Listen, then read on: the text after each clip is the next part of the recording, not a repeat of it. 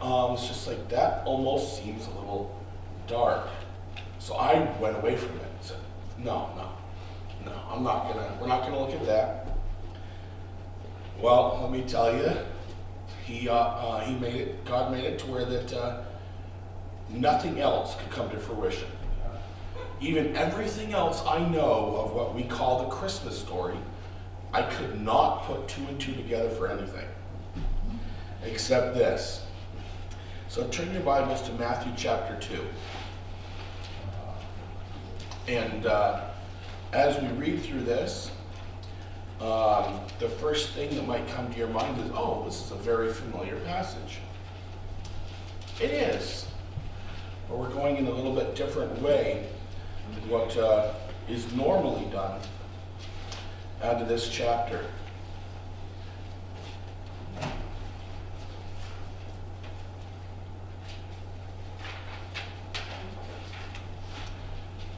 Matthew chapter 2. So especially the first 12 verses, people are very familiar with, okay? That's what we call the wise men going and visiting baby Jesus. We are picking up right after that. So starting in verse 13, Matthew chapter 2, verse 13.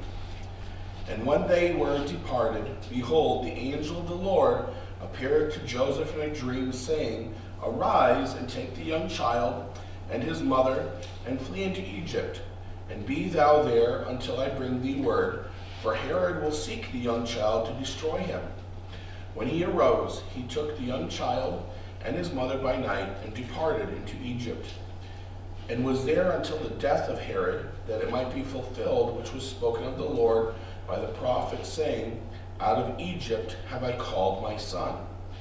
Then Herod, when he saw that he was mocked of the wise men, was exceeding wroth, and sent forth and slew all the children that were in Bethlehem, and in all of the coasts thereof, from 2 years old and under, according to the time which he had diligently inquired of the wise men. Then was fulfilled that which was spoken by Jeremy the prophet, saying, In Ramah was there a voice heard, lamentation and weeping and great mourning, Rachel weeping for her children, and would not be comforted, because they are not. But when Herod was dead, behold, an angel of the Lord appeareth in a dream to Joseph in Egypt, saying, Arise, and take the young child and his mother, and go into the land of Israel, for they are dead which sought the young child's life. And he arose and took the young child and his mother, and came into the land of Israel. But when he heard that Archelaus did reign in Judea, in the room of his father Herod, he was afraid to go thither. Notwithstanding, being warned of God in a dream, he turned aside into the parts of Galilee. And he came and dwelt in a city called Nazareth, that it might be fulfilled which was spoken by the prophets. He shall be called a Nazarene. Okay, so this is what we are looking at tonight. These are the verses that we're going to be focusing on. Most of these verses here, we're going to be going back and looking at a few of them. What we are looking at tonight are a few different things. First thing that we're going to look at is, briefly, are the problems that they faced, that Joseph and Mary faced at this point. So when we think of Christmas, okay, like I mentioned earlier, we think of Christmas in that the majority of people think of Christmas in the very light-hearted, merry, joy, bright, all of these sort of things, which it should be, absolutely.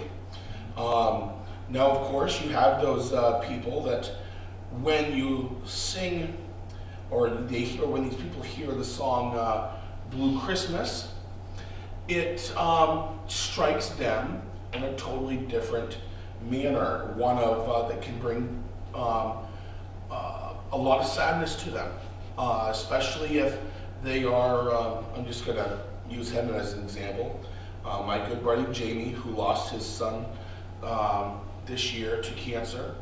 This will be his first Christmas without his son. Okay, so this is this Christmas could very well be a very, possibly you could say, a dark Christmas for Jamie, okay? And there are, and then of course then you have, like Mark mentioned earlier, there are people who don't even celebrate it. So imagine, those kids, okay, especially younger kids, who might not fully understand, why does everybody else get presents and celebrate and all this and we don't? And so to them, that can also put a little bit of a negative spin on it as well. When we look at the original Christmas account, as we call it, so the birth of Jesus, it of course started out difficult, especially for Mary, very pregnant, as in running to pop pregnant, having to ride on the back of a very comfortable donkey for quite a while, and then to top it all off, when they get into Bethlehem, there was no comfortable bed to go and lay in to be able to relax, to put her feet up, so that that sort of thing. It wasn't happening, and Jesus was thus born in a stable and laid in a feed trough, okay, in a manger. So it started off like that. Well, then the first little bit of Jesus' life, the first roughly 2 years of Jesus' life, we don't really know anything about. However, this is then when you introduce the Magi, the wise men. They come into the picture, and they go straight to King Herod. Now, this King Herod, there were multiple King Herods. This one was, let's see, it said his name there. Where was it? Archimaeus, I think it was, something like that. Archelaus. It was King Herod Archelaus, that was the king at that time. And we're going to get into it in a little bit, but when it comes to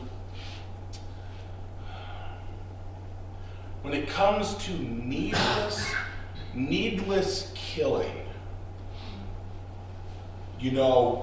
if you want to think about somebody more, say someone that's well known in a little bit more of today's day and age, even though it's been a while now, Hitler, you think, oh, horrible guy. I mean, I would put this guy worse. Okay, worse than he was. What was the main reason, just real quick, what was the main reason for Hitler?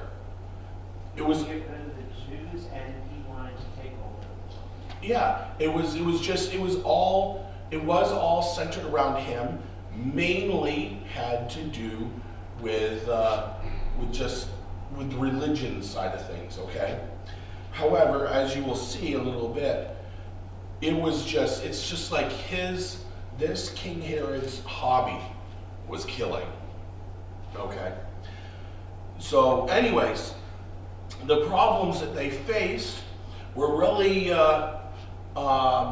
four of them, you could say. One would be their flight, and that was going into Egypt. Now, why would this have been a real problem? Well, think about it. First of all, when they left Nazareth and headed to Bethlehem, they were planning on only being gone a short time. They were planning on going in, paying their taxes, being counted, going home. Okay? Joseph had left behind his workshop, so his means of providing for his family. He had left that behind. So they would have gone with some provision, but not a whole lot. And being that they then stayed in that place, in Bethlehem, for a while, I'm sure that they were probably about out of money. And then Joseph has a dream. He is told, get up and go. Okay? You need to take and flee into Egypt. Okay? It wasn't go home. Go. You need to flee to Egypt. God sent the 3 wise men. Exactly. Exactly. And that is the purpose, just like Addie said, of the wise men when they came. Timing, God in control. He knew what was going to happen. He had everything planned out. Because when it came time for this, okay, they were probably about to the point of being penniless. So it would have been, so it's just like, wait, the most common sense rational thing was, Joseph, go home, so that way you can get back to your workshop, make furniture, provide for your family. Instead, God says, go to Egypt. Now, Egypt at that time did have a very large amount of Jews. The reason being, but they were not in bondage, okay, at this time. But the reason being that there were a lot of Jews was because of this King Herod. Even though he had no issue killing anybody, even his own family, it was even easier, you could say, for him when it came to killing those of any religious belief. And so even though Egypt at that time was still considered almost a part of that area, he did not have control over Egypt. So the Jewish people that went to live in Egypt were safe from him. And but then there are 2 things that actually come of that, of why it was that God had them go to Egypt. One was for protection, okay, of little baby Jesus, but also the fact that it was prophesied. Remember, there are over 300 prophecies that have to do with Jesus, his birth, his whole earthly ministry, okay? From his birth right up to his ascension, okay? There are over 300 prophecies of that. Well, one of them actually had to do with this, that he would come out of Egypt. Okay, so that had to happen. There had to be something that would cause him to go there. And you also had, so their flight into Egypt, their fright, which was Archelaus. You had their light, which would have been Joseph's dreams. Now you think, oh, how could that be a problem? Well, when you think about it in the perspective of, say, a father and as a husband, it just seems like it goes the absolute opposite direction. Even though God's control, the first thing that would come to our mind as the protector, the provider, it's like, wait, that seems the exact opposite of what I should do. However, what do we see with every single dream that Joseph has? He gives no question to it. He gets up and does it. There was no prepping, too, for this flight into Egypt. It says he had that dream that same night, packed up, and left. So let's just grab whatever we can, whatever they had at that point, grab whatever they could, and go. That's how it went. So then God, anyways, real quick, he provided them the provision that they found. God provided them with the 3 gifts from the wise men to be able to sustain them and hold them over. The Jewish people were very well known for a lot of the, I don't want to say not menial, but like trades work. Okay, they were known very well for that. So being that he was going into an area with a large population of Jewish people, it would be very hard to try and say, start a business doing furniture. There may have been already 12 of them set up. So God provided them with enough means to sustain them for that time that they were going to be in Egypt through those 3 gifts by the wise men. You know, one thing I wanted to say, our problems that we have, even during Christmas, it's not surprising to God at all. It happened. It has happened for a reason. And God can use that still. And it's not a surprise to him. He knows that it's going to happen. So let's look at, this is where it's going to, like I said, might get a little darker. The protagonist that's in focus here in this, being Herod Archelaus. Okay, Caesar Augustus was actually quoted in saying that it would be better to be King Herod's pig than his son. Why? Pigs were protected by law. Herod's family members were not. And he would drop them. He killed his brother. They irritated him. Yep. King Herod had already killed 2 of his own sons by strangulation. He also killed one of his 10 wives, and that's the one that he claimed was his favorite, because he thought she had been unfaithful. It was proved that no, she had not been unfaithful. He killed his 18-year-old brother-in-law because the Jews liked him better. He also killed his wife's grandfather and her 80-year-old uncle who had once saved Herod's life. He also killed his own uncle and his mother-in-law. So when you're looking at that, what are a few babies in Bethlehem to King Herod? It was easy for him to make that proclamation that at that point, you know what? 2 years and under, all the children. Now, All the males. all the males, I'm sorry, yes, thank you, Pastor. All the males, I'll kill him. It was easy for him to say that. And so what we are looking at here with this, okay, we are seeing exactly, really, how evil this guy was. Now, in the verses where we see, it's talking about a prophecy in Jeremiah, verse 18, in Ramah was there a voice heard, lamentation and weeping and great mourning, Rachel weeping for her children and would not be comforted because they are not. What this is speaking of, this Rachel, is the Rachel from Genesis. Okay? This is a prophecy saying that weeping for her children, okay? And it would be all from that area of where she was originally from, because one other thing that he would have done, okay, to make sure is that his proclamation was not just there in Bethlehem.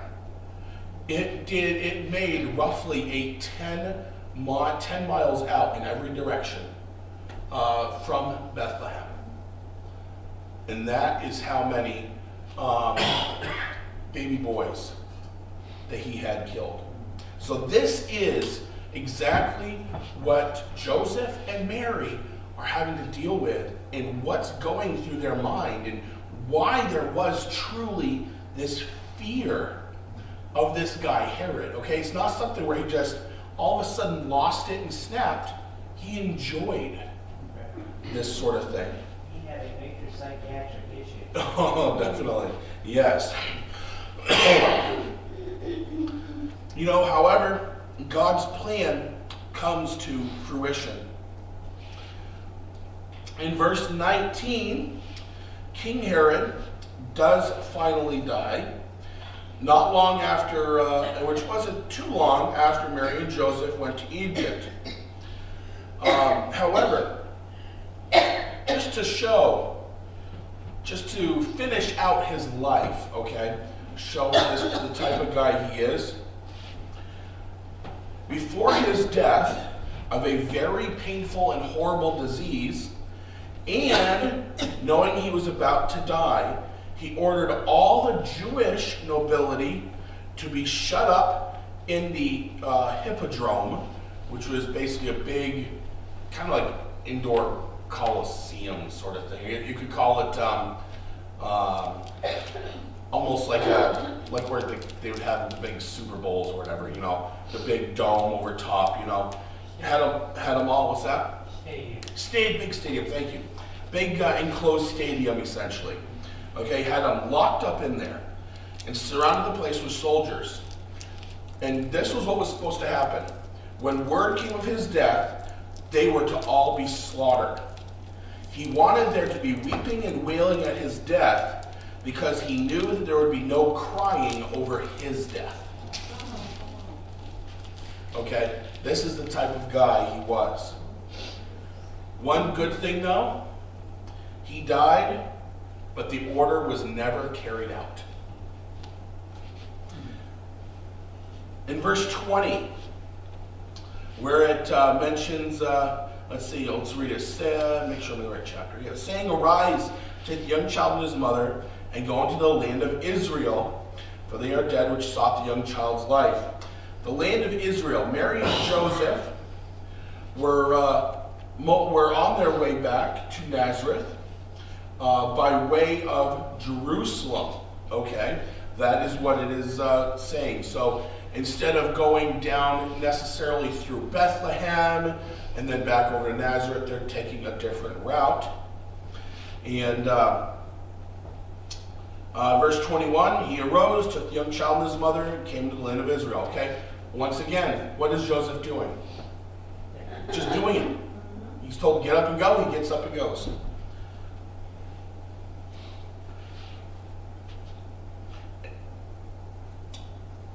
It's time to go back home at this point. God had protected them, and now that they can return to Israel. God didn't want his son Jesus to be brought up in Egypt. Had to send him there for protection, but did not want him raised in Egypt. God had delivered them from Egypt, the Israelites, 1,500 years before, and he didn't want his son raised in such a heathen environment. Verse 21, like we said, that is speaking to another dream that what Joseph had, so now he's up and going. Because it's speaking on, I'm going to verse 22. He heard that Archelaus did reign on Judea in the room of his father Herod. He was essentially, so there's two, essentially Archelaus Jr. Okay, that's essentially the way it's put. Now, it is said of this Archelaus Jr. That he was worse than his father, but that's all it is. That's all that's actually said and recorded. He was worse. But you don't have all of the other stories and historical documents that back it up. So we're not sure. But however, he must have not been a good person, because when Joseph heard who it was that was in charge, who had taken the throne, he was afraid. And so he did, being warned of God in a dream, he turned aside into parts of Galilee.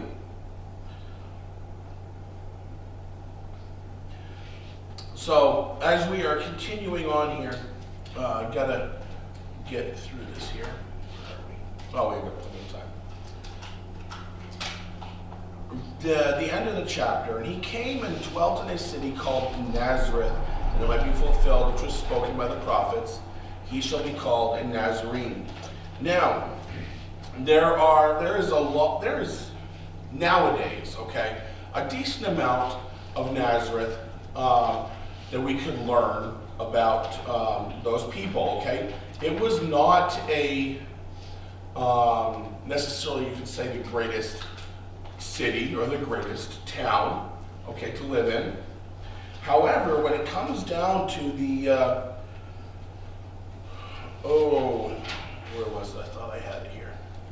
Yeah, in John chapter 1, where Nathanael said, can anything good come out of Nazareth? Okay? That's not speaking just about that it's, got some unreligious, okay, well, I'll use that term loosely, unreligious people there and that sort of thing. It's also a town that was not really known for anything.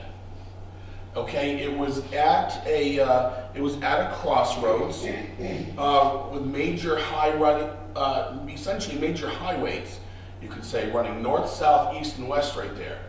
Because of it, it was one of those smaller towns where even nowadays people, when they hop on the highway, even though today it's a little bit different, going at a much higher speed, it's the same thought process. Okay, we've got to get to where we're getting. It's not time to stop, so we're not stopping. When the big, I can't remember, Charles, he'll know, he was a trucker. What interstate was it that got put in that, where Route 66 really suffered? Do you remember which one? When that was put in? 44. Okay. That interstate, when that was put in, a lot of these small businesses along Route 66 suffered greatly. Why? People are just like, oh, I'm going to take this more direct route. I can get to my destination faster. Well, it was the same sort of thing with Nazareth. It was a smaller town, smaller city, and very few people, because of it, would stop there. So they weren't really, it wasn't a hub, it wasn't a big town, it wasn't a place really known for much. Had no ability to draw people there. Yes, exactly. It was,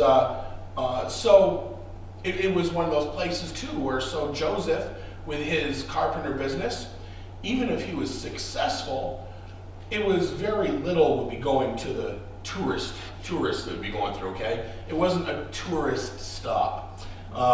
They did not have a Vermont country store there to attract people in to buy those old or handmade goods, and but this is also all part of a prophecy as well out of Isaiah, that he was to come out of Nazareth. He was to be a Nazarene. So essentially Nazareth is famous for not being famous. Really, that's what it is.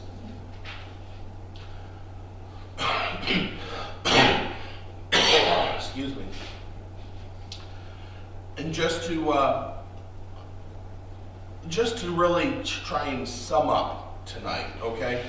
That as we have looked at this, like I said, a little bit of a darker light, however, really showing what went on with Joseph and Mary, what they were truly dealing with in that time from the wise men until they made it back to what they called home, okay? It was not this thing of, oh, okay, we got to get out of here because this guy snapped.